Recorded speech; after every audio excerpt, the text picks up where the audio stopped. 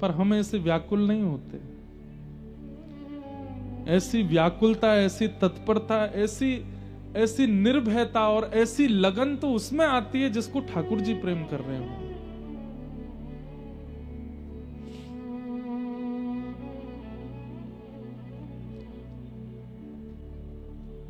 आवाज आ रही है, रात्रि का समय, घोड़ों पर सैनिक चिल्ला रहे हैं, करमेती को ढूंढो।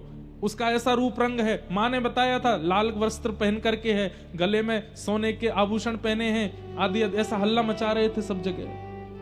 करमेती बाई ने जैसे देखा ये मुझे अब ले जाएंगे पकड़ करके।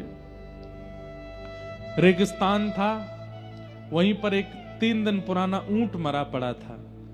गीदड़ और कुछ हिंसक जीव उसके भीतर पेट के सब सामग्री खा चुके थे।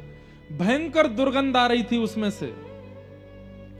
करमेती बाई ने सोचा मैं कहीं भी छुपूंगी, ये सब ढूंढ लेंगे मुझे और मुझे वृंदावन नहीं जाने देंगे।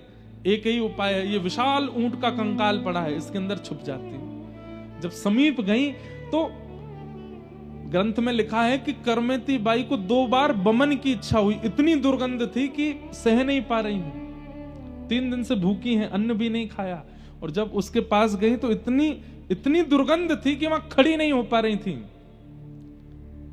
लेकिन मन में विचार करती हैं,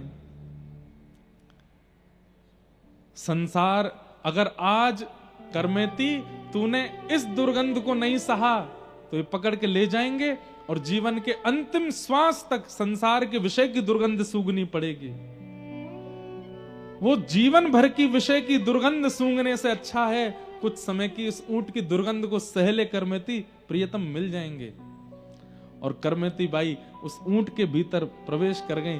बाहर से कंकाल और वैसा था, मक्खियां भिन बना रही थी, कोई पास भी नहीं आ सकता। और उसके भीतर करमेती बाई बैठी है, नेत्र बंद करके अपने प्रियतम का स्मरण कर रही है। बस कुछ देर और करमेती, कुछ देर और, फिर से सब चले जाएंगे, फिर हम चलेंगे ना वृंदावन। मानो जैसे अपने आप से ही बात कर रही है।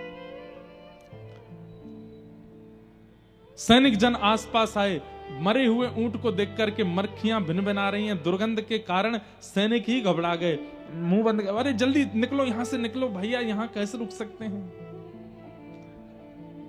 और 2 दिन तक करमेती बाई उस ऊंट के कंकाल में ही रही भीतर। ये मानव रह सकता है? नहीं रह सकता। ठाकुर जी जिसको बुला रहे हैं वो रह लेगा, वो कैसी भी व्यवस्था में रह लेगा। 2 दिन बाद करमेती बाई के प्रसंग में आता है, जब वो वृंदावन गई और वहां जाकर के जब लोगों ने उनकी पता किए